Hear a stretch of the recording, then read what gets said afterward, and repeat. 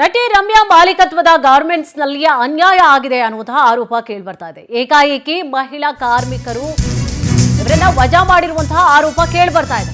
ನಟಿ ರಮ್ಯಾ ಮಾಲೀಕತ್ವದ ಗಾರ್ಮೆಂಟ್ಸ್ ನಲ್ಲಿ ಅನ್ಯಾಯ ಆಗಿದೆ ಅನ್ನುವಂತಹ ಆರೋಪ.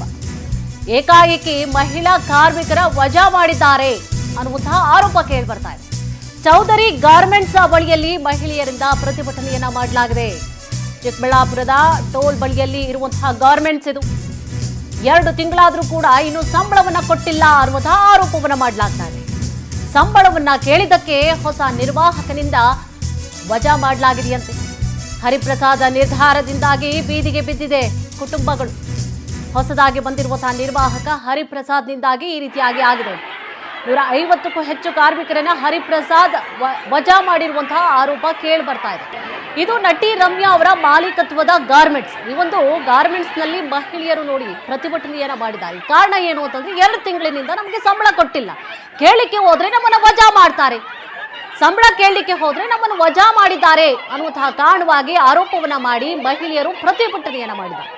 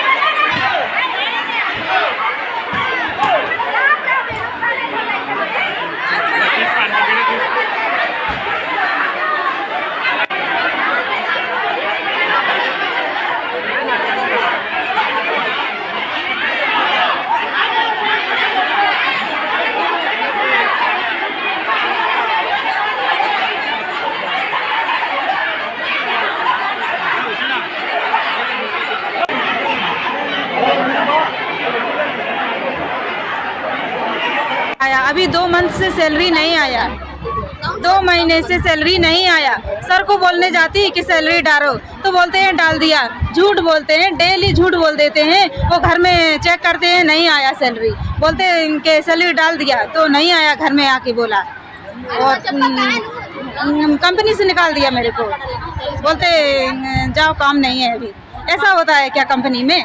वो बोलता डाल दिया है, अकाउंट में प्रॉब्लम है। क्या भी प्रॉब्लम नहीं, हर महीने सैलरी आता है तो हर महीने आता है। इस महीने क्यों नहीं आया? 2 मंथ से नहीं आया है, क्या प्रॉब्लम है इसमें? सैलरी नहीं डाला है इसमें। ಗವರ್ಮೆಂಟ್ ಅಂತ ನಾವು ಕೆಲಸಕ್ಕೆ ಬಂದಿರೋರು 6 ತಿಂಗಳಿಂದ ಬರ್ತಿದೀವಿ ಅಣ್ಣ. ನಾವು ಇದ್ದಿದ್ದಂಗೆ ನಿನ್ನೆ ಸಾಯಂಕಾಲದಿಂದ ನಮಗೆ 5:30ಕ್ಕೆ ಕರೆಕ್ಟ್ ಅನೌನ್ಸ್ ಮಾಡಿದ್ದಾರೆ. 130 ಮಂದಿಗೆ ಅನೌನ್ಸ್ ಮಾಡಿದ್ದಾರೆ, ನೀವು ಕೆಲ್ಸಕ್ಕೆ ಬರಬೇಡ್ರಿ ಅಂದ್ರೆ. ನಾವು ಕೆಲ್ಸಕ್ಕೆ ಬರಬೇಡ್ರಿ ಅಂದ್ರೆ ಮನೆಗೆ ನಾವು ಏನು ಹೇಳ್ಬೇಕು? ನಮ್ಮ ಪ್ರಾಬ್ಲಮ್ ಮನೆಗೆ ಏನು ಹೇಳ್ಬೇಕು? ನೀವು ರೀಸನ್ ಇಲ್ದಂಗೆ ತೆಗ್ದಿದ್ದೀರಲ್ಲ, ಇವಾಗ ಪ್ರಾಬ್ಲಮ್ ಹೇಳಲೇಬೇಕಾ? ನಾವು ಇಂಥದಕ್ಕೆ ತೆಗಿತಿದೀವಮ್ಮ ನಿಮಗೆ ಅಂತ ರೀಸನ್ ಹೇಳ್ಬೇಕು. ರೀಸನ್ನೇ ಇಲ್ದಂಗೆ ತೆಗ್ದಿರ. ನಮಗೆ ಇವತ್ತು ಏನಂದ್ರೆ ಅವ್ರು ಬಂದ್ರು, ನಾವು ಇವಾಗ ತೆಗ್ದಿರೋರು ಬಂದಿದ್ದಾರೆ, ಇದ್ದವರು ನಮಗೆ ಎಲ್ಲರೂ ಒಂದೇ ಥರ ಇದೀವಣ್ಣ.